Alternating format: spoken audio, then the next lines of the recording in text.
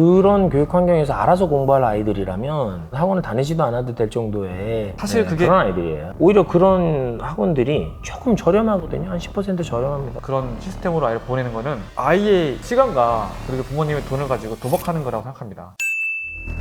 저희가 이제 주변 친구들이 다 결혼을 한 나이라서 네. 이제 영어학원을 알아보는 친구들이 많아요. 제가 네네. 이제 직업이 또 강사이기 때문에 네. 저한테 좀 물어봐요. 네. 근데 그 심점을 좀 물어보더라고요. 어떤 학원을 걸러야 하는지, 어떤 학원을 가야 하는지 이런 거 좀 잡아주면 좋을 것 같아요, 원장님. 뭐 이런 거 유튜브로도 제가 많이 본 것 같아요. 뭐 이런 학원 네. 걸러라 뭐 이런 거. 네네네. 그래서 저한테 만약에 이런 학원 걸러라 라고 하면 첫 번째는 패드로 디지털화해서 하는 요즘 새로 생기는 뭐 트렌드라고 하잖아요. 다들 이렇게 광고를 해요. 이제 앞으로 지면 책은 사라지고 네. 학교에서도 디지털화돼서 교육 환경이 바뀔 거니까 지금 이런 변화하는 트렌드, 기기로 하는 것들이 뭔가 좋다. 이거 사실 아이들이 이런 전자매체를 통해서 어떤 뇌의 부작용, 학습의 부작용이 얼마나 많은지는 아마 부모님들이 더 잘 아실 것 같아요. 맞아요. 그리고 모든 게 다 이런 뭐 AI 이렇게 돼서 우리 아이가 학습 분석해서 우리 아이한테 맞는 학습 방향을 설정해 준다라고 하는데 아이가 무슨 기계도 아니고 어른도 아니고 어른한테는 굉장히 좋을 수 있을 것 같아요.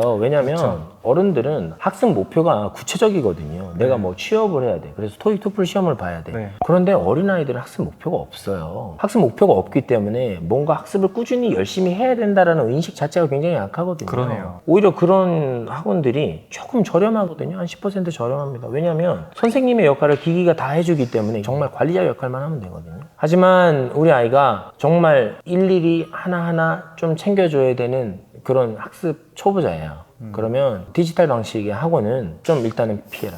두 번째는 다양한 레벨과 연령층의 아이들이 한 반에 그리고 선생님이 중가운데 앉아 있어요. 아이들은 당연히 각각 다른 교재를 사용하겠죠. 그죠? 레벨이 다르니까. 그럼 이제 아이들이 정해진 시간마다 선생님한테 와서 학습 점검을 짧은 시간 5분씩 이렇게 받고 돌아가서 나머지 45분은 스스로 또 공부하는 거예요. 이것도 한번 생각을 해보세요. 그러면 아이들이 사는 지역과 분포가 상당히 상이하겠죠. 그죠? 네. 그럼 차량이 많이 생길 수밖에 없겠죠. 그죠? 그런데 이 차량 한 대 이렇게 유지하려면 아이들 15명 뭐 이상 있어야 되거든요. 경영하는 입장에서 그 비용이 사라지게 하려면 어떻게 해야 돼요? 태권도처럼 연령과 레벨 상관없이 한 클래스에 모아놓으면 되잖아요.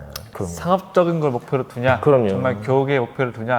그런 이런 문제인데. 수업 방식은 선생님의 학습 지도력이나 이런 것들이 굉장히 필요합니다. 그렇죠. 그런 교육기관도 당연히 있겠죠. 네. 그런 분들이라면 괜찮겠지만 역시나 또 근데 확실히 네. 나이대나 연령대에 따라서 선생님들이 네. 해줘야 말이 너무 다르고 가르쳐야 할 포인트가 너무 다르기 때문에 그 짧은 시간 동안 그 다양한 연령대의 아이들을 모아놓고 수업한다는 게 불가능하다라고 저는 할 느끼고 수가 있어요. 없죠. 그런 교육 환경에서 알아서 공부할 아이들이라면 학원을 다니지도 않아도 될 정도의 사실 그게 그런 아이들이에요. 가격이 저렴하니까 네. 아이를 보내는 건데 저는 이렇게 하고 싶어요. 가격이 싼 학원에 보내서 아이한테 성과가 없는 그런 시스템으로 아이를 보내는 거는 아이의 시간과 그리고 부모님의 돈을 가지고 도박하는 거라고 생각합니다. 플레이팀은 한 반에 몇 명?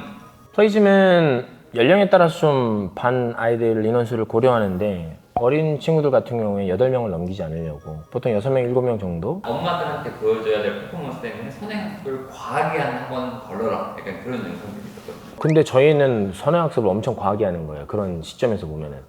선행학습을 과하게 하면 안 되는 건 수학에 국한되는 얘기고요. 영어는 하면 할수록 좋아요. 잘못된 연령층은 어떻게 나눠서 운영을 하고 있나요? 사실 나이가 많다고 아이가 학습력이 다 높은 것도 아니고 어리다고 해서 다 떨어지는 게 아니기 때문에 진짜 아이 고유 한 명 한 명마다 학습 능력을 잘 고려해서 정말 디테일하게 테스트를 보고 그 수준에 맞는 반을 저희가 배정해 줍니다. 저희가 가진 장점이라는 거는 저희는 단계가 많아요. 총 단계가 많기 때문에 아이들의 성향과 학습 능력, 속도에 따라서 적절한 반으로 배치하는 게 가능합니다. 하지만 단계가 많지 않은 클래스 같은 경우는 결국엔 다들 한 반에 모여서 공부하는 형식이 될 거예요. 플레이팀은 아이의 학습 성과를 학부모님들한테 공유해 주시나요? 그렇죠. 저희는 반에 뭐 8명이든 10명이든 카톡방이 그쵸. 존재하기 때문에 숙제를 항상 업로드하니까 우리 아이뿐만 아니라 우리 반에 있는 모든 아이들의 학습 상태를 모든 부모님들이 공유해요. 그러니까 우리 아이가 못해요. 이거 못하는데 부모님한테 잘한다고 얘기할 수가 없어요. 그렇죠. 네. 그럼 선생님이 어떻게 해야 될까요? 당연히 그거를 관리해 줄 수밖에 없는 시스템으로 맞아요. 되어 있어요. 맞아요. 플레이즘은 뭐 관리는 뭐 더 이상 설명드리지 않아도 있을까요? 이런 시스템을 가진 네? 우리 아이뿐만 아니라 귀속된 반에 있는 모든 아이들의 학습 상태를 부모님이 실시간으로 볼 수 있다. 매일 볼 수 있다. 다른 학원에서 공부하고 저희 학원에 온 케이스가 많이 있죠. 보통 일반적인 학원에서 저희 학원에 온 아이들은 반에서도 좀 실력이 떨어지고 버티다가 안 되겠다 싶어 나오는 케이스가 많은데 그거에 대해서 어떻게 네. 생각하시나요, 선생님? 일반적인 이제 커리큘럼을 가진 학원들은 뭐 한 달이면 한 달, 두 달이면 두 달 그 책이 끝나야 되는 네, 맞아요. 그런 기간이 정해져 있거든요. 네, 맞아요. 그러면 이제 그거를 끝나면 그 다음 책으로 넘어가는 거죠. 근데 저희 같은 경우에는 이 책이 만약에 평균적으로 두 달 만에 끝난다. 근데 이 반이 좀 느리다. 그럼 그게 세 달까지 세 달 또 또는 조금 더 많은 시간을 써서 네. 반복을 좀 더 많이 해주면서 유기적으로 그걸 조절해준다. 맞아요. 이런 시스템이 좀 다른 곳과는 확연히 다르지 않나. 아까 계속 했던 말인데요. 상업적인 것에 목표를 두냐